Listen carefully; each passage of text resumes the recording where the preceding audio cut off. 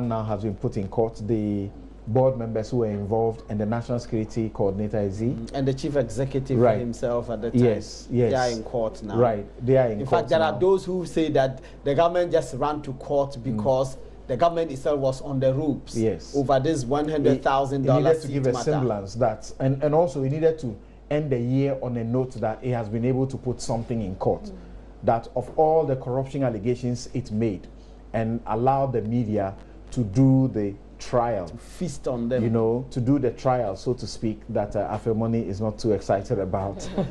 But how could I forget about the matters that regarded the robbing the assemblies, the assemblies, you know, salacious, and you go through some of them and you can't imagine that they happen in this town. Yes, that they go on.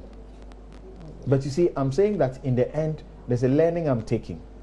That too often, particularly when there's a change of government, we get to hear so much about how the state was fleeced.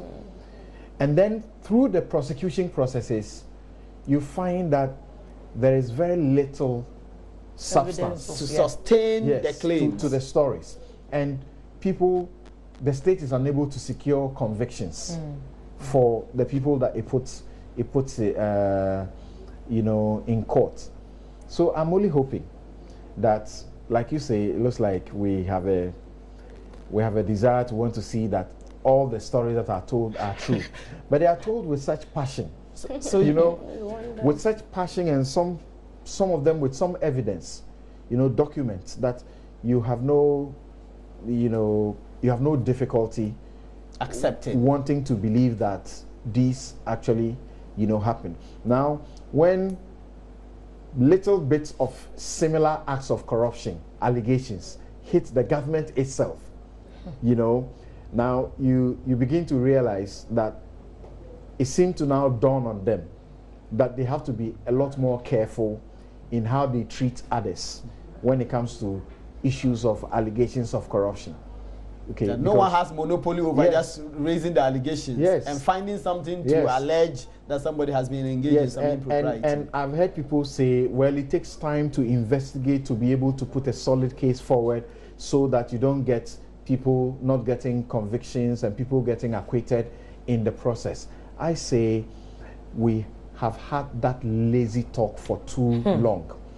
The amount of information that the managers of the ship of state put out and the passion with which they defend them as clear evidence of corruption doesn't tell me that state attorneys are so dumb that they need a year to prepare dockets that can secure conviction for the people that are alleged to have engaged in those acts of corruption. Unless what we are told in the media is not borne by the facts. Right.